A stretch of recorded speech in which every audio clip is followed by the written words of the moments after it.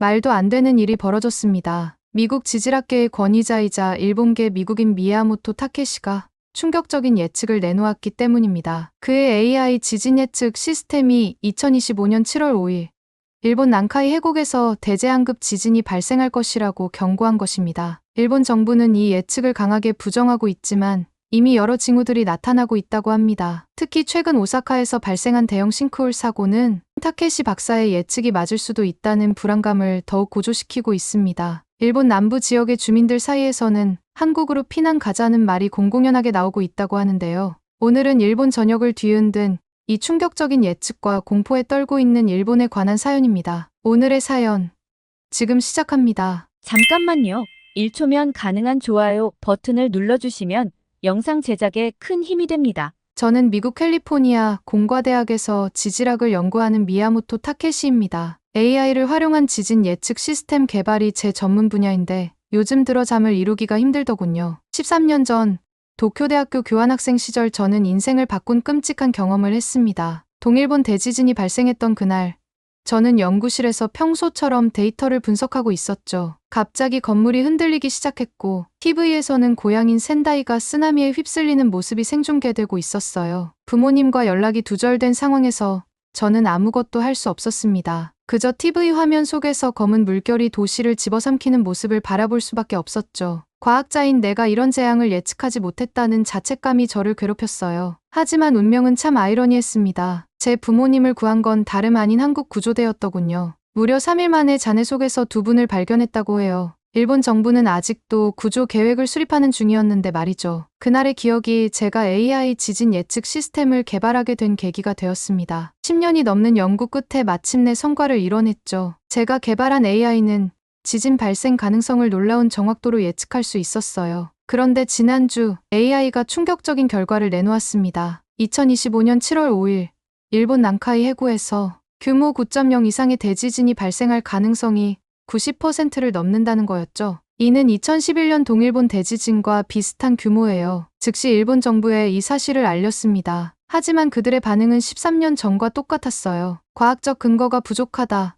불필요한 공포를 조성한다는 이유로 제 경고를 무시해버렸죠. 아이러니하게도 도움의 손길을 내민 건 또다시 한국이었습니다. 제 은사이신 사토 교수님이 한국재난방재청의 김민수 박사를 소개해 주셨어요. 그는 제 연구에 깊은 관심을 보였죠. 그때부터 저는 인생의 가장 큰 선택에 직면하게 되었어요. 일본 정부의 입장에 따를 것인가, 아니면 제가 믿는 진실을 위해 싸울 것인가. 그 선택의 순간에서 저는 전혀 예상하지 못했던 충격적인 사실들과 마주하게 됐죠. 그러던 어느 날 김민수 박사에게서 연락이 왔었습니다. 한국이 자체적으로 분석한 결과가 나왔다는 소식이었는데 그때 전해 들은 내용은 저의 모든 예측과 걱정이 틀리지 않았다는 것을 증명해 주었죠. 바람 한 점 없이 맑았던 2011년 3월 11일 저는 도쿄대학교 지질학과 연구실에서 평소와 다름없이 데이터를 분석하고 있었습니다. 오후 2시 46분 갑자기 건물이 심하게 흔들리기 시작했죠. 일본에서는 작은 지진이 자주 발생하니까 대수롭지 않게 생각했죠. 그런데 이상하게도 흔들림이 점점 더 강해지더라고요. 연구실 동료들과 함께 재빨리 운동장으로 대피했습니다. 그곳에서 본 광경은 지금도 잊을 수가 없네요. 도쿄의 고층 빌딩들이 마치 갈대처럼 휘청거리고 있었어요. 비명소리가 여기저기서 들렸고 사람들은 공포에 질려 도망치고 있었어요. 누군가 들고 나온 휴대폰으로 뉴스를 보는 순간 제 다리에 힘이 풀렸습니다. 제 고향 센다이가 거대한 쓰나미에 휩쓸리고 있었거든요. 부모님이 사시는 집이 있는 해안가 지역이었죠. 필사적으로 전화를 걸었지만 연결되지 않았어요. 그날 밤 연구실 컴퓨터로 지진 데이터를 분석하면서 충격적인 사실을 발견했습니다. 이미 한 달 전부터 미세한 지진파가 계속해서 감지되고 있었던 거예요. 다른 지진학자들도 이런 신호를 알고 있었을 텐데 왜 아무도 경고하지 않았을까? 그때부터 저는 의문을 품기 시작했죠. 3일이 지나도록 부모님 소식은 들리지 않았습니다. 일본 정부는 여전히 구조 계획을 수립하는 중이었고 해안가 접근은 금지되어 있었죠. 절망감에 빠져있던 그때 뉴스에서 한국 구조대가 센다이에 도착했다는 소식이 나오더라고요. 일본 정부의 공식 요청도 없이 스스로 구조대를 조직해 들어왔다고 했습니다. 그들은 일본 정부의 허가도 기다리지 않고 바로 현장으로 들어갔다고 해요. 놀라운 건 구조대원들이 일본어를 할 줄 알았다는 거였죠. 살아계세요? 라는 한국어와 일본어가 뒤섞인 외침이 잔해 속에서 들렸다고 생존자들이 증언했어요. 그리고 기적처럼 부모님이 구조되었어요. 무너진 집 잔해 속에서 아버지가 어머니를 감싼 채 버티고 계셨다고 하더라고요. 구조대원들이 발견했을 때 두 분 모두 탈진한 상태였지만 의식은 있었다고 했죠. 나중에 아버지께 들은 이야기인데 구조대원들이 물과 음식을 나눠주면서 걱정 마세요. 꼭 구해드릴게요 라고 일본어로 말했다고 해요. 부모님을 구해준 게 다름 아닌 한국 구조대라는 사실을 알고 나니 감정이 복잡해지더라고요. 감사한 마음이 가장 컸지만 한편으로는 일본 정부에 대한 분노도 느껴졌어요. 일본은 아직도 구조 계획을 세우고 있었는데 한국은 이미 현장에 도착해 사람들을 구하고 있었거든요. 그날의 기억은 제 삶을 완전히 바꿔놓았습니다. 지진을 예측하고 사람들의 생명을 구하는 것, 그것이 제 평생의 목표가 되었죠. 하지만 더 큰 충격은 그 후에 찾아왔어요. 일본 정부가 한국 구조대의 활약을 의도적으로 축소하고 심지어는 부정하려 했다는 사실을 알게 된 거죠. 당시 한 일본 고위 관료는 외국의 도움 없이도 충분히 대처할 수 있었다고 말했습니다. 하지만 현장에서 본 진실은 달랐어요. 수많은 생명이 한국 구조대 덕분에 살아났고 제 부모님도 그중 한 분이었죠. 그날 이후 저는 깨달았습니다. 진실을 외면하는 것이 얼마나 위험한 일인지를요. 그리고 13년이 지난 지금 저는 또다시 그런 모습을 보게 될 줄은 꿈에도 몰랐답니다. 그리고 정말로 그 조짐은 곧 나타났습니다. 2024년 8월 제 AI 시스템이 이상한 신호를 감지하기 시작했을 때부터였죠. 오사카에서 첫 징조가 나타났습니다. 2024년 8월의 어느 아침, 오사카 중심가의 지하철 공사장에서 갑자기 땅이 꺼져내린 거예요. 마치 거대한 괴물이 땅을 한 입 베어 문 것처럼 지름 20m의 구멍이 생겼죠. 일본 정부는 서둘러 단순 집안 침하라고 발표했습니다. 하지만 제 AI 시스템은 다른 얘기를 하고 있었어요. 이 사고가 일어나기 전부터 이미 수백 개의 미세한 지진파를 감지하고 있었거든요. 그것도 하필 난카이 해구 쪽에서요. 더 충격적인 건 제가 분석한 지진파 패턴이 13년 전 동일본 대지진 전에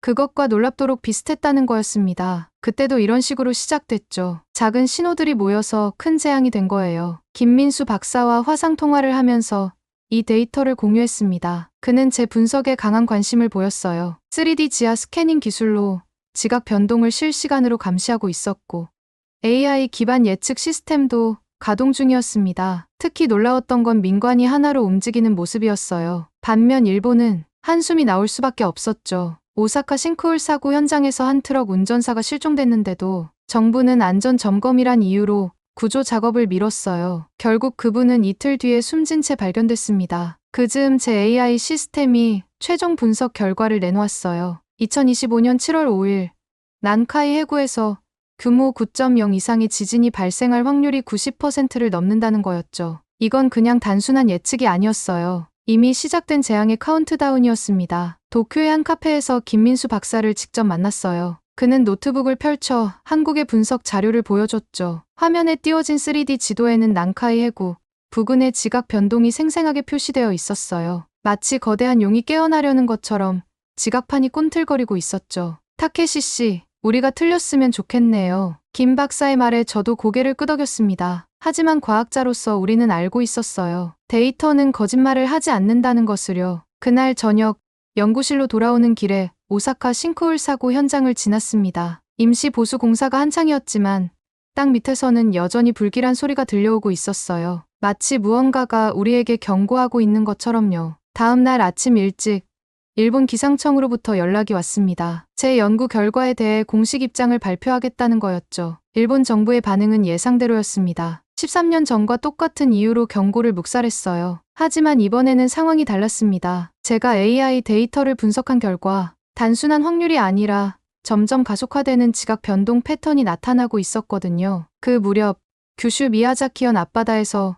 규모 7.1의 강진이 발생했습니다. 일본 기상청은 난카이 해구와의 연관성을 부정했지만 SNS에서는 불안감이 빠르게 확산되었어요. 이거 난카이 해구의 전조 아니야? 같은 글들이 올라오기 시작했죠. 김민수 박사에게도 연락이 왔습니다. 한국의 관측 장비가 난카이 해구에서 비정상적인 지각판의 뒤틀림 현상을 감지했다고 하더라고요. 김 박사는 제 데이터를 보더니 깊이 고민하다가 말했습니다. 타케시 씨, 우리도 이걸 심각하게 보고 있습니다. 한국 남해에서도 비슷한 미세 지진파가 감지되고 있거든요. 긴급 재난 회의를 열고 남해 지역의 지진 대비 훈련을 강화했죠. 반면 일본 정부는 여전히 공식적인 대응을 발표하지 않고 있었습니다. 그러던 중 오사카에서 다시 사고가 터졌습니다. 한 고속도로 구간이 갑자기 주저앉으면서 차량 수십 대가 갇히는 대형 사고가 발생했어요. 원인을 조사하던 전문가들은 깜짝 놀랐습니다. 도로 아래에서 예상치 못한 단층의 이동 흔적이 발견된 겁니다. 이쯤 되면 정부도 심각성을 인정해야 할 텐데 그들의 반응은 여전히 미적지근했어요.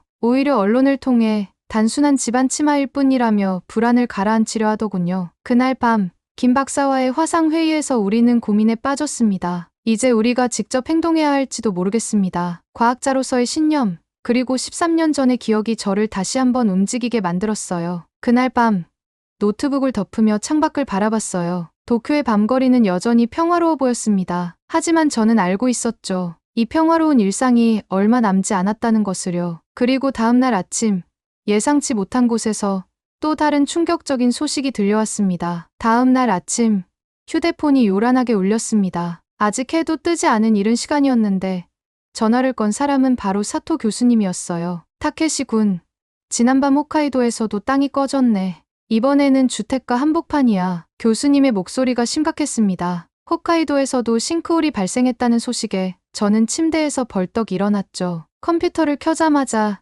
AI 시스템을 확인했어요. 화면에 나타난 데이터는 제 예상을 완벽하게 입증하고 있었습니다. 오사카와 홋카이도를 잇는 지하에서 거대한 지각 변동이 일어나고 있었던 거예요. 김민수 박사에게 바로 연락했습니다. 그는 이미 알고 있었더군요. 한국의 관측 시스템도 같은 변화를 포착했다고 해요. 이제 우리 예측이 맞다는 걸 부정할 수 없을 거예요. 하지만 일본 정부는 달랐습니다. 오히려 과도한 공포 조성이라며 저희 연구 발표를 금지하려 들었죠. 심지어 제가 개발한 AI 시스템의 신뢰성에 의문을 제기하기 시작했어요. 그때였습니다. 제 연구실로 한 노인분이 찾아오셨어요. 13년 전 센다이에서 한국 구조대에게 구조되었다는 분이셨죠. 선생님, 저는 믿습니다. 그때도 이랬어요. 아무도 믿으려 하지 않았지만 결국 재앙이 왔잖아요. 그분의 말씀이 가슴에 깊이 박혔습니다. 맞아요. 13년 전에도 정부는 모든 경고를 무시했었죠. 그리고 그 대가로 얼마나 많은 생명을 잃었나요? 며칠 뒤 한국의 과학자들이 도쿄로 왔습니다. 그들이 가져온 자료는 더욱 충격적이었어요. 난카이 해구 주변의 지각 변동이 점점 더 활발해지고 있다는 거였죠. 마치 거대한 지진이 준비운동을 하고 있는 것처럼요. 연구실에서 밤을 새워가며 데이터를 분석했습니다. 한국 과학자들과 함께요. 그들의 헌신적인 모습을 보며 13년 전 구조 현장에서 보았던 한국 구조대원들이 떠올랐어요. 새벽녘, 마침내 결정적인 증거를 찾아냈습니다. AI가 예측한 2025년 7월 5일, 그날이 정말로 운명의 날이 될 것 같았어요. 하지만 이걸 어떻게 알려야 할까 고민하던 그때 예상치 못한 곳에서 도움의 손길이 나타났습니다. 그 결정적인 증거를 가지고 가장 먼저 찾아간 곳은 일본 기상청이었습니다. 때마침 그날은 기상청이 난카이 트로프 지진 위험성에 대한 정기 브리핑을 하는 날이었죠. 기상청의 발표는 충격적이었습니다. 향후 30년 이내에 난카이 트로프에서 대규모 지진이 발생할 확률이 70~80%라고 했어요. 하지만 더 놀라운 건 이 심각한 예측을 발표하면서도 구체적인 대책은 전혀 제시하지 않았다는 거예요. 회의가 끝난 후 김민수 박사와 함께 한국의 재난관리 시스템에 대해 이야기를 나눴습니다. 한국은 국가재난관리정보 시스템을 구축하고 있었어요. 실시간으로 재난 상황을 모니터링하고 즉각적인 대응이 가능한 시스템이었죠. 우리는 실패를 교훈 삼았습니다. 김 박사의 말이 가슴에 와닿았어요. 한국은 과거의 대형 재난들을 겪으면서 시스템을 하나씩 개선해왔다고 해요. 특히 최근에는 디지털 플랫폼을 기반으로 한 새로운 재난관리 체계를 도입했다고 합니다. 일본도 재해대책기본법에 따라 국가방재기본계획을 세우고 있었습니다. NA 통한 재난방송 시스템도 갖추고 있었죠. 하지만 문제는 실제 대응 속도였어요. 여전히 관료주의적 절차가 발목을 잡고 있었거든요. 연구실로 돌아와 자료를 정리하면서 한숨이 나왔습니다. 일본의 재난 대응 시스템은 겉으로는 완벽해 보였지만 실제로는 너무나 많은 구멍이 있었어요. 특히 중앙정부와 지방자치단체 간의 협력 체계가 미흡했죠. 반면 한국은 유방제 기술이라는 걸 도입했더군요. 재난의 사전 예방부터 대비, 대응, 복구까지 모든 과정을 효율적으로 관리할 수 있는 시스템이었습니다. 우리가 아직도 팩스로 재난 정보를 주고받는 동안 그들은 이미 디지털 시대로 진입해 있었던 거죠. 밤늦게까지 자료를 검토하다가 문득 13년 전이 떠올랐어. 그때 한국 구조대가 보여준 신속한 대응이 우연이 아니었던 거죠. 그들은 이미 그때부터 체계적인 시스템을 갖추고 있었던 겁니다. 다음 날 아침, 출근길에 본 신문 기사가 눈에 띄었습니다. 일본 정부가 재난 대응 시스템 개선을 위한 예산을 또다시 삭감했다는 내용이었어요. 그때 김민수 박사에게서 전화가 왔습니다. 타케시 씨, 우리 정부가 중요한 결정을 내렸어요. 일본과 재난 대응 시스템을 공유하기로 했답니다. 그의 말을 듣는 순간 가슴 한켠이 뜨거워졌습니다. 13년 전 쓰나미로 모든 것을 잃을 뻔했던 제 고향 센다이. 그때 한국 구조대가 내밀어준 도움의 손길이 다시 한번 떠올랐네요. 이제 우리는 또 다른 시험대에 올랐습니다. 과거의 실수를 반복하지 않으려면 우리도 변해야 했어요. 자존심은 잠시 접어두고 배울 것은 배워야 했죠. 그리고 그 첫걸음을 뗄 수 있게 도와준 건 다름 아닌 오랜 이웃이었던 겁니다. 기상청에서 있었던 일 이후에도 일본 정부는 여전히 소극적인 태도를 보였습니다. 난카이 트로프 대지진이 30년 내 80% 확률로 발생할 것이라는 예측을 인정하면서도 구체적인 대책 마련은 계속 미루고 있었어요. 그런데 작년 8월 충격적인 일이 발생했습니다. 규슈 미야자키현 앞바다에서 규모 7.1의 지진이 발생한 거예요. 기상청은 즉시 난카이 트로프 지진 임시 정보를 발표했고 거대 지진 주의라는 경고도 함께 내려졌어요. 하지만 이 발표가 나오기 전부터 시민들은 이미 불안감을 느끼고 있었습니다. 편의점에서는 생수와 비상식량이 동이 났고 방제용품 판매량은 평소의 10배를 넘겼어요.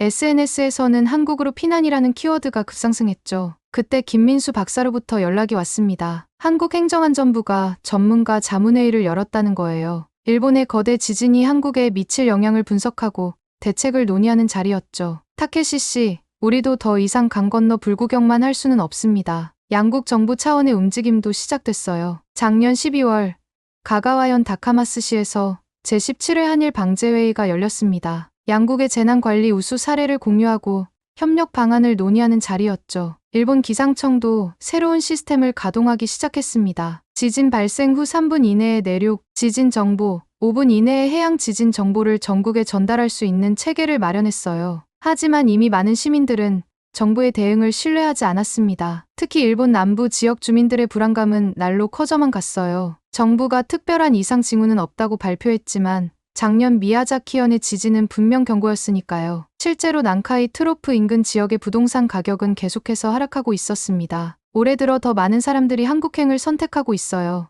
인천국제공항행 항공권은 몇 달치가 매진되었다고 하더라고요. 정부는 이런 현상을 막으려 불필요한 공포를 조장하지 말라며 언론 통제에 나섰지만 SNS를 통해 퍼지는 불안감은 막을 수 없었습니다. 지난주 오사카에 사는 한 주민이 제게 전화를 걸어왔어요. 선생님, 우리 아이들 교육도 있고 해서 서울에 있는 친척 집으로 가려고 해요. 미친 짓일까요? 과학자로서 저는 위험을 예측할 수는 있지만 누군가의 인생이 걸린 선택에 쉽게 답할 수 없었습니다. 내각부는 여전히 시뮬레이션과 대책 수립에 몰두해 있다고 했습니다. 하지만 현실은 달랐어요. 작년 한일 방제회의 이후 약속했던 협력 사항들도 제대로 이행되지 않고 있었죠. 행정적 절차가 필요하다는 핑계로 실질적인 조치는 계속 미뤄지고 있었습니다. 그날 밤 연구실에서 데이터를 검토하던 중 김민수 박사에게서 연락이 왔습니다. 한국의 관측 시스템이 계속해서 난카이 해구 주변의 미세한 변화들을 감지하고 있다는 거였어요. 타케시 씨, 변화의 폭이 점점 커지고 있습니다. 우리의 예측이 빗나가기를 바랄 뿐이에요.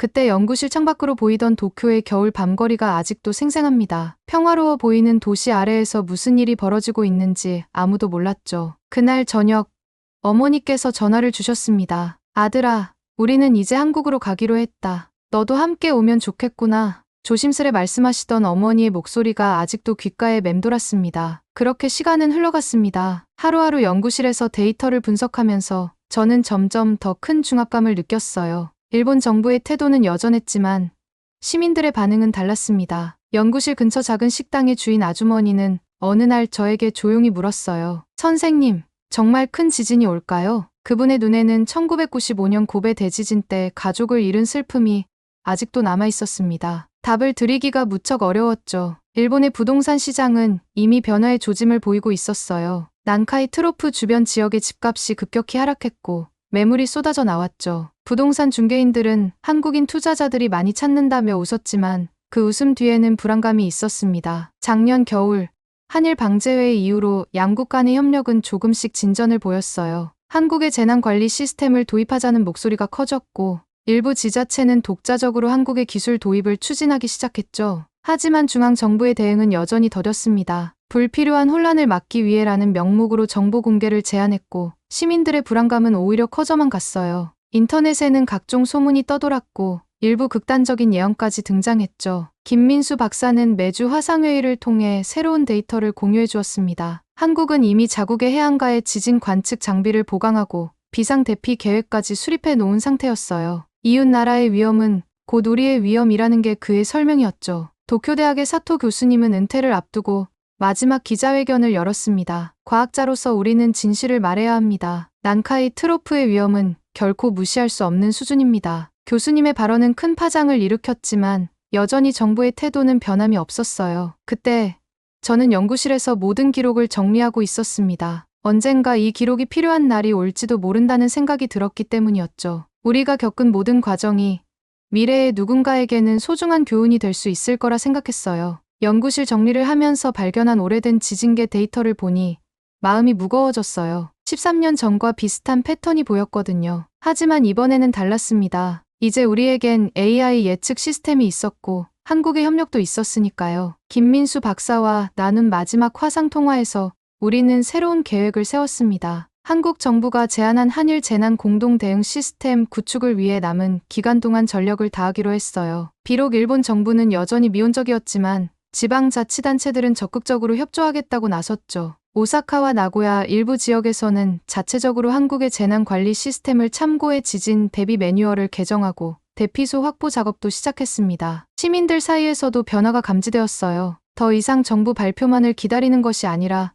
스스로 행동하는 움직임이 확산되고 있었습니다. 이제 저는 그때의 기록을 남기며 다가올 7월을 준비하고 있습니다. 어쩌면 우리의 예측이 빗나갈 수도 있겠죠. 하지만 13년 전의 실수를 반복하지 않기 위해 우리는 할 수 있는 모든 준비를 해야만 했습니다. 일본은 중대한 선택의 기로에 서 있었어요. 더 이상 자존심과 관료주의적 절차에 매몰되어 있을 수는 없었어요. 우리가 현실을 외면한다면 AI의 예측은 단순한 경고가 아닌 피할 수 없는 현실이 될 것이었으니까요. 연구실 창가에 서서 도쿄의 밤거리를 바라보며 생각했습니다. 우리나라가 변하지 않는다면 이 평화로운 일상도 언젠가는 끝이 날 거예요. 한국의 선진화된 재난 대응 시스템을 받아들이고 실질적인 변화를 시작해야만 했습니다. 이제 우리에게 남은 것은 선택뿐입니다. 과거의 잘못된 관행을 고집할 것인가, 아니면 이웃나라의 도움을 받아들이고 새로운 길을 걸을 것인가. 13년 전 동일본 대지진 때도 그리고 지금도 변함없이 도움의 손길을 내미는 한국의 깊은 감사를 전합니다. 그들의 도움으로 우리는 새로운 희망을 발견했으니까요.